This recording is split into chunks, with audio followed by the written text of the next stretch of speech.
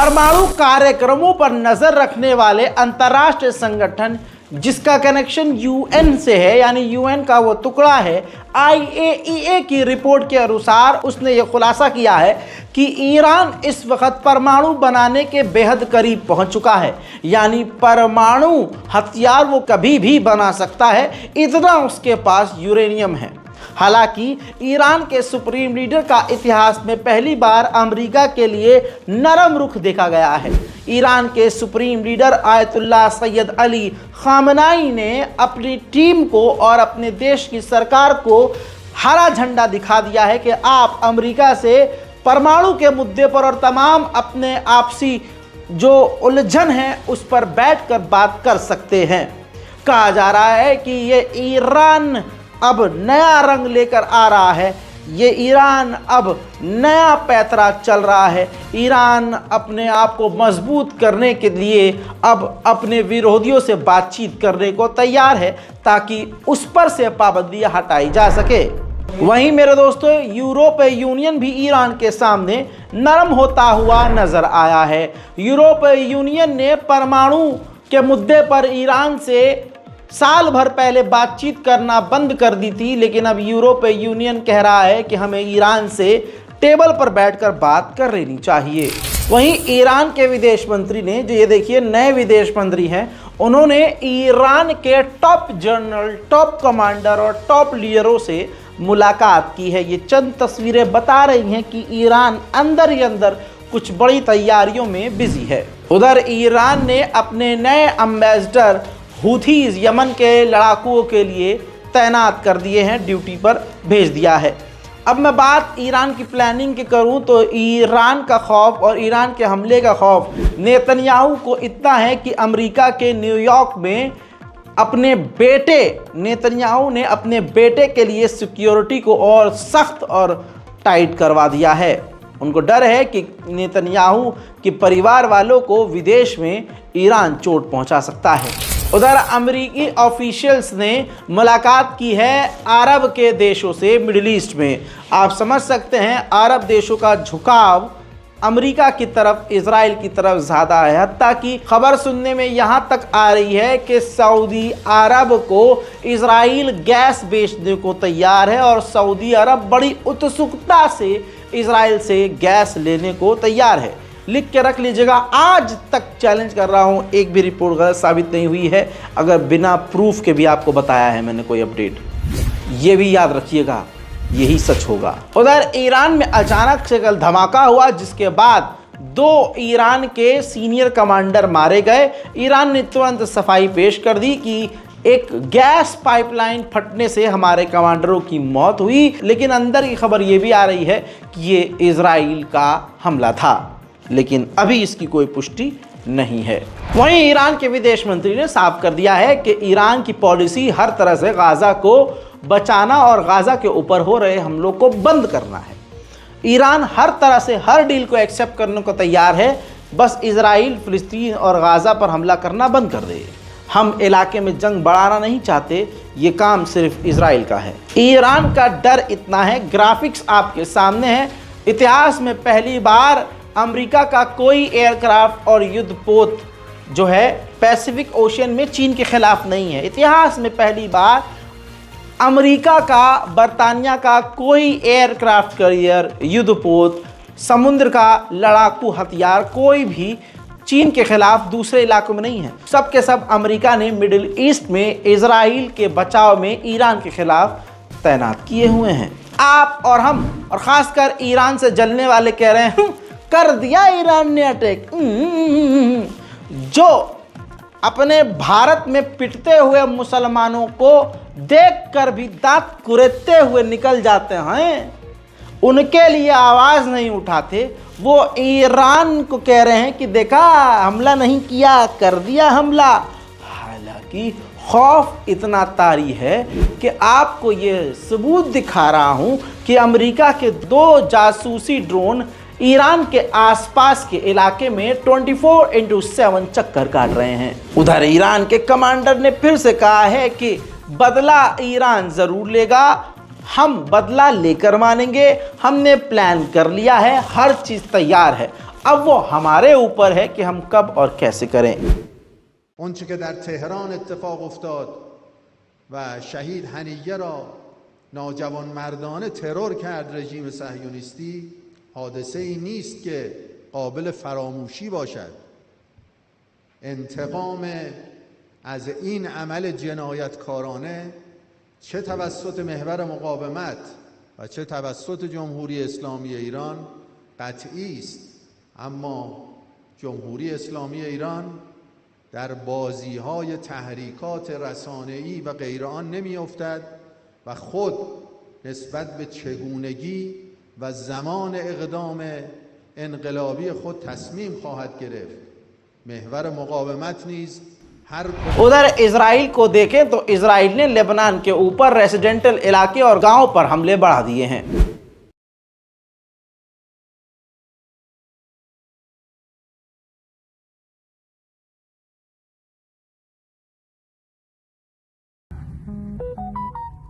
في بيت ورا نشيل هذا هيلتون،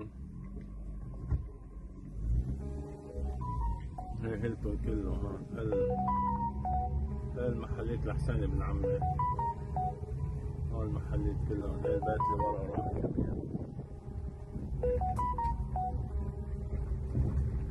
هذا الخشب هيلتون الخشب هون كله رايح.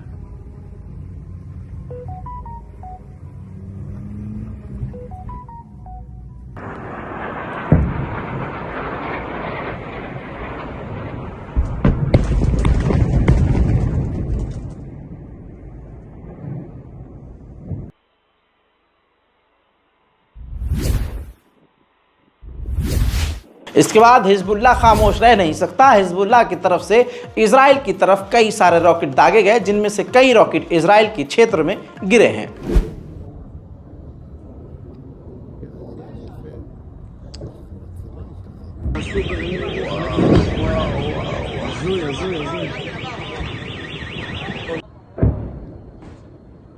لايك لايك لايك يا محمد لايك। आपको बता दूं, इजराइल को एक और बड़ी हार मिली है। इजराइल जासूसी वाले गुब्बारे तैनात करके रखता था। अब आपको बता दूं कि हिजबुल्लाह उन गुब्बारों पर नजर रख के, उन गुब्बारों को ही ट्रैक करके गुब्बारों पर हमला कर रहा है, जिससे हमले कामयाब हिजबुल्लाह के हो रहे हैं, जिसमें अब इजराइल ने उन तमाम जासूसी गुब्बारों को डिसमेंटल यानी ख़त्म करना, नीचे खुद गिराना शुरू कर दिया है। उधर हिजबुल्लाह की कमर पे कमर टूटती जा रही है। हिजबुल्लाह के एक और दूसरे बड़े सीनियर कमांडर मारे गए हैं। पहले सीनियर कमांडर की मौत का बदला हिजबुल्लाह अभी तक नहीं ले पाया, वहीं दूसरा भी दर्द हिजबुल्लाह को दे दिया है इजराइल ने। इजराइल की बात करें तो लेबनान के अंदर 619 आम लोगों को इजराइल अब तक कत्ल कर चुका है और हजारों लोग घायल हैं। लगभग 2 लाख से ज़्यादा लोग अपने इलाके से भाग चुके हैं जान बचाकर। आपको बताना चाहूँगा कि पूरी दुनिया का सबसे बड़ा आतंकी अगर पूरा कोई देश है तो वो इजराइल है। आपको बताऊं कि इजराइल के एक सैनिक ने अपने सीनियर कमांडर की पोल पट्टी खोल दी और उसने ये बयान जारी कर दिया कि हमारे कमांडर ने ऑर्डर दे दिया है और खुली छूट दे दी है कि जैसे आप गाज़ा के अंदर जेनोसाइड कर रहे हैं, वैसा ही जेनोसाइड अब लेबनान में भी करो। अब इसके बाद इजराइल की गवर्नमेंट ने उस सैनिक को सस्पेंड कर दिया है जिसने इतना बड़ा खुलासा किया था। और मैं तो ये मानता हूँ कि वो इस वक्त जेल में नहीं बल्कि इस दुनिया में ही नहीं होगा, मार दिया गया होगा इजराइल के द्वारा। वहीं मेरे दोस्तों, आपको बता दूँ कि फ़िलिस्तीनियों के नरसंहार पर ख़ासकर अरब देश पूरी तरह से खामोश हैं। ऐसे में वेस्ट बैंक में इजराइल ने जो नरसंहार किया है, जिसमें 20 लोगों की मौत हो चुकी है और मरने वालों की संख्या बढ़ने वाली है, जॉर्डन सबसे पहले बोला है और जॉर्डन ने कहा है कि जिस तरह से फ़िलिस्तीन में इजराइल फ़िलिस्तीनियों पर अटैक कर रहा है, इससे मामला और बिगड़ जाएगा और फ़िलिस्तीन में रहने वाले लोग फ़िलिस्तीनी बॉर्डर क्रॉस करके जॉर्डन आएंगे। अब आप समझे, मारने से कोई जॉर्डन को तकलीफ़ नहीं है, फ़िलिस्तीनियों का नरसंहार करने से कोई तकलीफ़ नहीं है। उस सूअर के बच्चे को तकलीफ़ ये है कि फ़िलिस्तीनी भागकर जॉर्डन ना आ जाएं। ये अरब का खून है, ये अरब की सोच है, ये गद्दार अरब है। एक अरब इजरायली कैदी को इजराइल ने हमास की कैद से आज़ाद कराया, ये शख्स बूढ़ा वही है। आपको बता दूं कि ये जब कैद से आज़ाद हुआ तो इसने इजराइल जाकर कहा कि जो हॉस्टेज हैं उनको भी वापस आना चाहिए और जो फ़िलिस्तीनी हैं उनको भी अपने घर जाने देना चाहिए। यानी बयान उसने सही दिया। लेकिन जिस मोहल्ले में ये रहता था वहाँ 70% फ़िलिस्तीनियों के मकानों को तोड़ दिया गया है और उसमें इस व्यक्ति का भी मकान है जिस पर तोड़ने का नोटिस लगा हुआ है। और इजराइल की गवर्नमेंट ने कह दिया है कि हम नोटिस वापस नहीं लेंगे, इस व्यक्ति का भी मकान ज़रूर तोड़ेंगे।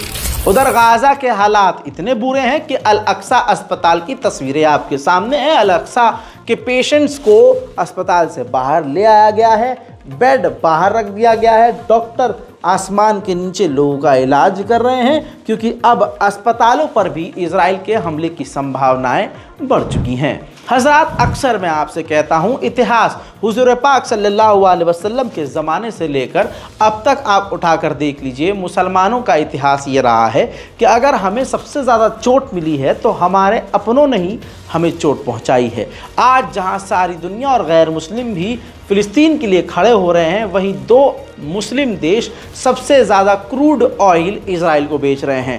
पहले देश का नाम है अज़रबैजान और दूसरे देश का नाम है कज़ाकिस्तान। अज़रबैजान जो एक शिया बहुल मुल्क देश है लेकिन गवर्नमेंट उसकी अहले सुन्नत है। आप दोनों का ये रोल देखिए, दोनों मस्त हैं। ये कैसे मुसलमान हैं? जी हाँ, वहाँ की नाइट लाइफ तो मैं बहुत करीब से देख चुका हूँ और यूट्यूब पर आप भी देख सकते हैं। 1 नंबर के अय्याश नाम के मुसलमान हैं। ऐसे लोगों पर क्या ही असर पड़ेगा, समझ रहे हैं आप? 2 मुस्लिम देश क्रूड ऑयल लगातार इजराइल को दे रहे हैं। अरब देश खाना पानी दाना सऊदी अरब के रास्ते और यूएई के रास्ते से इजराइल भेज रहे हैं। जॉर्डन और इजिप्ट अपने पोर्ट का इस्तेमाल इजराइल को खाना भेजने के लिए, फल फ्रूट भेजने के लिए कर रहे हैं। पूरा मुस्लिम देश, पूरा मुस्लिम अरब मुल्क और दूसरे जो ऐसे अज़रबैजान और कज़ाकिस्तान जैसे देश हैं, ये भी खुलकर इजराइल का साथ दे रहे हैं। असल में ये सब के सब फ़िलिस्तीनियों के कातिल हैं। ऐसा नहीं है कि 100 के 100% यहूदी घटिया हैं और ऐसी ही सोच के हैं। 1-2% ऐसे यहूदी हैं जो अब सामने से देख रहे हैं कि नहीं, यहूदिज़्म के नाम पर घटिया काम हो रहे हैं। एक नौजवान इजरायली बच्चे ने साफ इनकार कर दिया कि फ़िलिस्तीनियों के साथ गलत हो रहा है, नरसंहार हो रहा है, इंसानियत से गिरा हुआ काम हो रहा है और ये हमारी फ़ौज कर रही है, लिहाजा मैं इजरायली मिलिट्री में शामिल नहीं होऊंगा। सुनिए। My name is Val Moav. I'm 18 years old and I refuse to be complicit in genocide. I'm expected to enlist today and I'm going to refuse and go to military prison for an indefinite amount of התורה time. הקדושה אוסרת עלינו מלחמה, התורה הקדושה אוסרת עלינו צבא, אסור לנו להתגרות באומות. אנחנו צריכים לבוא ולהתפשר על מה שאפשר, כי העיקר זה החיים ולא המוות. 7 अक्टूबर से अब तक America ने 500वीं यानी 499 बार भर कर हवाई जहाज हथियार भेज दिया है। अब 500 बार हो चुका है और जब तक आप ये रिपोर्ट देख रहे होंगे, हो सकता है 2 दिन बाद 501 बार हो जाए कि इजराइल को जहाज भरकर अमेरिका हथियार भेज चुका है। गाज़ा को तोड़कर इजराइल ने 2 टुकड़े कर दिए हैं और बीच में रोड बना दिया है। अपडेट यह है कि गाज़ा उस रोड के आजू बाजू में परमानेंट चेक पॉइंट और आउटपोस्ट बना रहा है नज़र रखने के लिए। ऐसा व्यतीत हो रहा है कि इजराइल गाज़ा से कभी नहीं निकलेगा। इजराइल के खतरनाक हमलों में एक और पत्रकार की गाज़ा के अंदर मौत हो चुकी है। बात फ़िलिस्तीन की करें तो ये तस्वीर देखिए, फ़िलिस्तीनियों के इलाके और फ़िलिस्तीनियों के घरों पर इजराइल के सेटलर्स आतंकवादी लगातार हमला कर रहे हैं और उनको परेशान कर रहे हैं। ज़रा खौफनाक तस्वीर पर ध्यान दीजिए। इजराइल के सैनिक गाज़ा के घरों के अंदर फ़िलिस्तीनी महिलाओं के अंडरगारमेंट्स पहनकर, कपड़े पहनकर, ज़रा ध्यान से देखिए, फ़ोटो खींच रहे हैं और पीछे दीवार पर देखिए एक डॉल है, एक गुड़िया है। गुड़िया का सर काट कर दीवार पर लटकाया हुआ है और उसकी बॉडी को ऊपर की तरफ चिपकाया हुआ है। अगर ध्यान से देखें तो ये बड़ा ख़तरनाक साइन है। इसके अलावा और भी तस्वीरें आपके सामने हैं जिसमें इजराइल के सैनिक फिलिस्तीनी महिलाओं के कपड़े पहनकर फोटो खिंचवा रहे हैं। मेरे दोस्तों, भारत के अंधभक्त क्यों इजराइलियों के फैन हैं? क्योंकि इजराइल बलात्कारियों को प्रमोट करता है। उसी के नक्शे कदम पर भारत सरकार और मोदी सरकार शायद काम कर रही है। आज आप देख रहे हैं कि अगर बहुसंख्यक समाज का बलात्कारी है तो उसको बिल्कुल इग्नोर कर दिया जाता है, लेकिन अगर मुसलमान बलात्कारी हो, मुस्लिम नाम का बलात्कारी हो, तो घर पर बुलडोज़र भी चल जाएगा, उसकी दुकान में आग भी लगा दी जाएगी और उसके परिवार वालों को मारा भी जाएगा। और सरकार जो करती है वो तो करेगी ही। अब आपकी स्क्रीन पर ये बीच में जो खड़ा शख्स इजराइल के चैनल पर है, ये वही इजरायली मिलिट्री का बलात्कारी व्यक्ति है जिसने गैंगरेप किया था अपने साथियों के साथ फिलिस्तीनियों का। अब उसको हीरो बनाया जा रहा है, उसको टीवी चैनल पर बुलाकर उसको ग्लोरीफाई किया जा रहा है, उसकी वाहवाही की जा रही है और उसको सुपरस्टार बनाया जा रहा है। वहीं बात करें इजराइल के हमलों की, तो इस हमले की शिद्दत से आप समझ जाइए इजराइल कितने ख़तरनाक हमले कर रहा है। लगातार इस तरह से हमले करते हुए इजराइल ने गाज़ा को खंडर बना दिया है। हज़रात मोहतरम, वहीं आपको बताना चाहूँगा कि इजराइल के ख़तरनाक हमलों में चारों तरफ लाश और चारों तरफ लाशों के टुकड़े। लाश का होना अलग होता है लेकिन लाशों का टुकड़ा होना अलग होता है। बहुत सारी चीज़ें सेंसर करके ऐसी तस्वीर आपको दिखा रहा हूं जो आप बर्दाश्त कर सकें। चारों तरफ चीख और पुकार है और सिर्फ खून की बू है।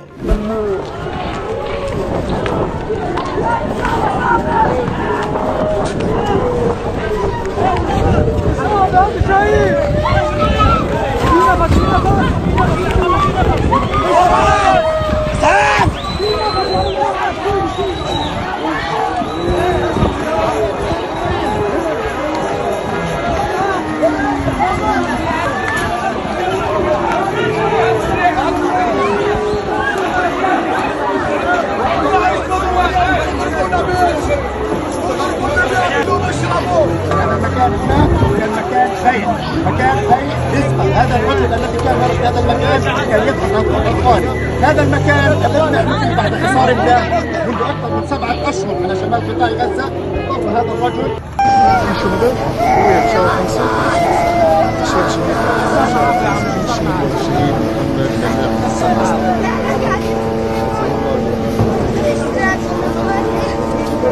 لكن يسهل الجيش بشكل كامل. في شهداء مقنع يعني معظمهم محلل. أي مناطق؟ شارع 5.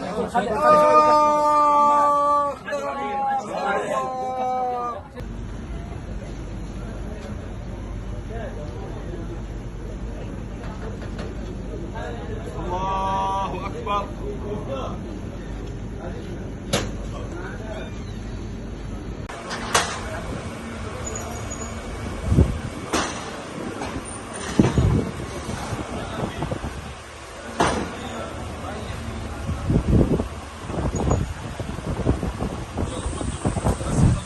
वहीं इस बच्चे को देख लीजिए जो कफन में है। कुछ घंटे पैदा हुए बच्चे से लेकर मां की पेट में बच्चा जो है वो भी इजराइल के द्वारा मार दिया गया है। हाँ, भारत के बहुसंख्यक समाज के लोगों को इजराइल बहुत पसंद है, इसीलिए पसंद है। गाजा में देर रात को भी इजराइल ने स्ट्राइक करी है जिसने बहुत खतरनाक तबाही मचाई है। हद ये हो गई है कि चारों तरफ इजराइल के बमबारी की वजह से देर रात को गाजा में आग लग गई है।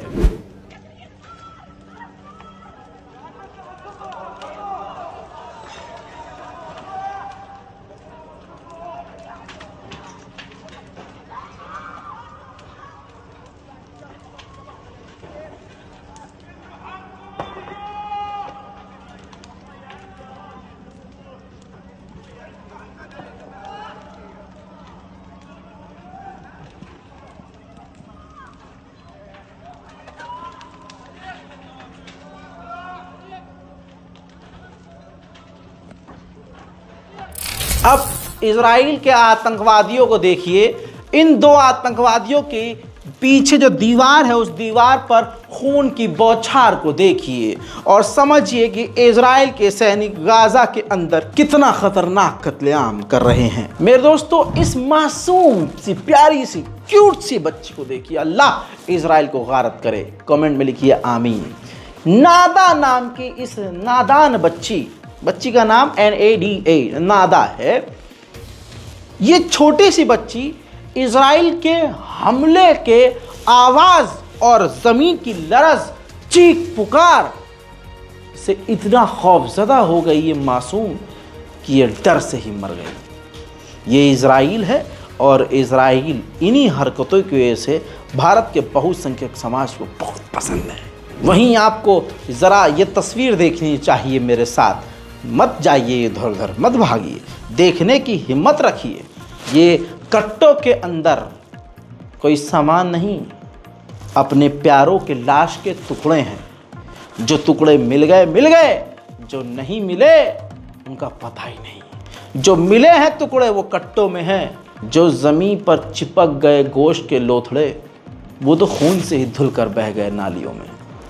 आप गाज़ा के दर्द को नहीं समझ सकते, लेकिन कम से कम इस वीडियो को शेयर कर सकते हैं। इजराइल अभी भी 552 फ़िलिस्तीनियों की लाश को दबा कर बैठा है और फ़िलिस्तीनियों को लौटा नहीं रहा। आप क्या समझेंगे? ये तस्वीर देखिए। एक और तस्वीर लेके आया हूँ। इजराइल इस तरह के हमले कर रहा है। इतने ख़तरनाक शिद्दत वाले हमले से हमारी ये कमज़ोर सी बॉडी कितने टुकड़ों में बिखरती होगी, सोचिए। छोटे छोटे बच्चे उजड़ रहे हैं, ख़ानदान निमट गया है। अब 2 बच्चे मैं आपको दिखाऊंगा, भाई हैं दोनों। माँ बाप मारे गए, दादा दादी मारे गए, ख़ानदान मारा गया, घर तबाह हो गया, अब कोई है ही नहीं।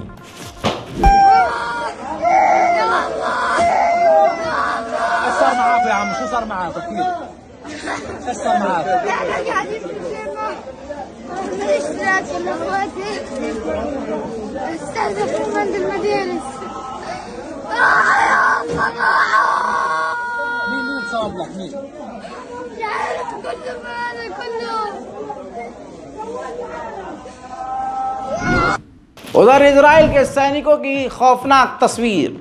फिलिस्तीनियों के गाजियंस के मकानों में आग लगाकर सेलिब्रेट कर रहे हैं, खुशियां मना रहे हैं। ये इजराइल है और ऐसे ही हरकतें आपके भी आसपास ख़ास समुदाय के लोग, और आप समझ रहे हैं, ज़्यादा बोलूँगा बुरा लग जाएगा उनको और विवाद हो जाएगा। वहीं इजराइल के सैनिकों का ये कारनामा देखिए। बड़े बड़े अपार्टमेंट्स को, बिल्डिंग को बम लगाकर तबाह कर रहे हैं। जो मेडिकल स्टाफ के लोग हैं जो गाज़ा में बच्चों और बूढ़ों का इलाज कर रहे हैं वो भी सेफ नहीं हैं।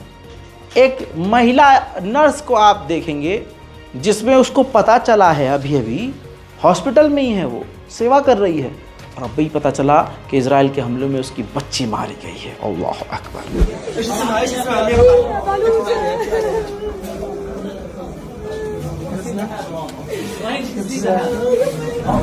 वहीं इजराइल फिलिस्तीन के वेस्ट बैंक के इलाके में पत्रकारों के ऊपर भी फायरिंग कर रहा है ताकि वो भाग जाए।